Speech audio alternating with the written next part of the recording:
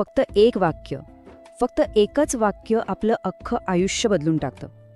आजची गोष्ट अशाच एका आईची आहे, जिचा प्रवास तुटलेल्या मनापासून सुरू झाला आणि एका नव्या सुरुवातीपर्यंत पोहोचला. चला तर मग ऐकूयात तिची ही गोष्ट. हे शब्द ऐकूनच अंगावर काटा येतो नाही का? कारण ही गोष्ट सांगताना तिला जो त्रास होतोय तो आपण समजू शकतो. ही फक्त सुरुवात आहे. आणि म्हणूनच ही गोष्ट आपल्या सगळ्यांसाठी खूप महत्त्वाची आहे, कारण ह्यात कुठेतरी काही प्रमाणात का होईना आपल्या प्रत्येकीचा अंश आहे. कदाचित तुम्हालाही ही गोष्ट ऐकताना तुमचं आयुष्य आठवेल. तर कथेच्या त्या भागाकडे वळूया, जिथे एका वाक्याने सगळं काही संपल्यासारखं वाटलं होतं. तो एक क्षण ज्याने सगळंच बदलून टाकलं. माहितीये, लग्नानंतरचा तो काळ, अनेक तडजोडी, खूप अवघड परिस्थिती, पण मनात एकच आशा होती की आज नाही तर उद्या सगळं काही नक्की ठीक होईल. आणि याच आशेवर ती दिवस काढत होती. पण नियतीच्या मनात काहीतरी वेगळंच होतं. आणि मग तो दिवस उजाडला. स्वाभिमानी असती तर इथे राहिलीच नसती. फक्त हे काही शब्द, पण ते थेट काळजावर लागले, जणू काही बाणच आरपार गेला. त्या एका वाक्यानं तिच्या आतलं काहीतरी कायमचं तुटलं. जसे एखादी काच फुटते ना, तसंच काहीसं झालं. तिचा स्वतःवरचा विश्वास, तिची सहनशीलता, सगळं काही त्या एका क्षणात तुटून गेलं. आणि त्यानंतर काय झालं असेल, ती फक्त आपल्या बाळाकडे बघून तासनतास रडायची. तिला वाटायचं की आपलं आयुष्यात संपलंय. स्वतःचीच लाज वाटायला लागली होती. आणि सगळ्यात वाईट म्हणजे तिला हे जाणवलं की इतरांचा आधार शोधता शोधता ती स्वतःलाच कुठेतरी हरवून बसलीये. पण म्हणतात ना, जेव्हा सगळं संपल्यासारखं वाटतं तेव्हाच कुठेतरी एक नवी सुरुवात दडलेली असते.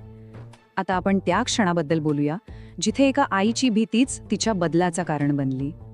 झालं असं की ह्या सगळ्या मानसिक त्रासामुळे, ह्या तणावामुळे तिचं स्वतःकडे आणि पर्यायाने तिच्या बाळाकडे नकळतपणे दुर्लक्ष झालं. आणि याचा परिणाम, बाळ मोबाईलच्या आहारी गेलं. आणि मग अचानक तिच्या डोक्यात एक विचार चमकला, जो खूपच भीतीदायक होता. अरे देवा, माझ्यासारखंच माझ्या बाळाचं आयुष्यही या मोबाईलमुळे उद्ध्वस्त झालं तर? हा एक प्रश्न तिच्यासाठी खूप मोठा धक्का होता.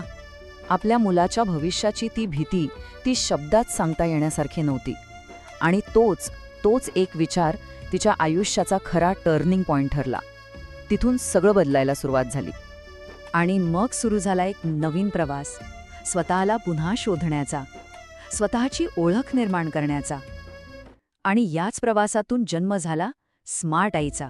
त्या एका क्षणी तिने पक्क ठरवलं, बस झालं, आता फक्त आणि फक्त माझ्या बाळासाठी जगायचं आणि आपलं हरवलेलं आयुष्य स्वाभिमानाने परत मिळवायचं. तिला एक गोष्ट अगदी स्पष्टपणे समजली की बाळाला मोठं करताना, त्याला घडवतानाच मी माझं स्वतःचं एक नवीन करिअर तयार करू शकते. आणि या जबरदस्त विचारातून स्मार्ट आई ही संकल्पना जन्माला आली. अर्थात हा प्रवास सोपा नव्हता, अजिबातच नाही. पण तिने धीर सोडला नाही. सगळ्यात आधी तिने स्वतःवर काम करायला सुरुवात केली. मग बाळासाठी रोज छोट्या छोट्या ॲक्टिव्हिटीज सुरू केल्या. आणि कितीही संकटं आली तरी तिने हार मानली नाही. आणि या संपूर्ण संघर्षातून, या प्रवासातून एका अशा गोष्टीचा जन्म झाला जी आज अनेकांसाठी बदलाचं एक साधन बनली आहे. ती म्हणजे एक डायरी. प्रवास स्वतःचा, स्वतःला शोधण्याचा, या एका वाक्यातच सगळं काही आलंय. हा तिचा संपूर्ण प्रवास, तिचे अनुभव या डायरीत उतरले आहेत. खरं तर ही फक्त एक डायरी नाहीये. हा तिच्या संघर्षाचा, तिच्या जिद्दीचा आणि तिच्यातल्या बदलाचा एक जिवंत पुरावा आहे. एक अशी गोष्ट जी सांगते की एक आई काहीही करू शकते. आणि या सगळ्या प्रवासातून तिला मिळालेला सगळ्यात मोठा धडा म्हणजे आईने ठरवलं तर आयुष्य पुन्हा उभं राहू शकतं. खरंच या एका वाक्यात किती मोठी ताकद आहे. या प्रवासात ती जे काही शिकली, जे अनुभव तिने घेतले, ते सगळं, अगदी सगळं तिने या डायरीमध्ये जपून ठेवलंय, जेणेकरून इतर आयांना तोच संघर्ष पुन्हा करावा लागू नये. जर ही गोष्ट ऐकून तुमच्या मनातही कुठेतरी वाटलं असेल की हो, मलाही माझ्या बाळासाठी आणि स्वतःसाठी हा सकारात्मक बदल घडवायचा आहे, तर अजिबात वेळ घालवू नका. मला नक्की मेसेज करा. हा प्रवास एकटीने करण्याची काहीच गरज नाहीये. आणि जाता जाता एक गोष्ट नेहमी लक्षात ठेवा, आई खंबीर असेल तरच मुलाचं भविष्य स्ट्रॉंग होतं. त्यामुळे स्वतःला कधी कमी समजू नका. तुम्हीच तुमच्या मुलाच्या उज्ज्वल भविष्याचा पाया आहात.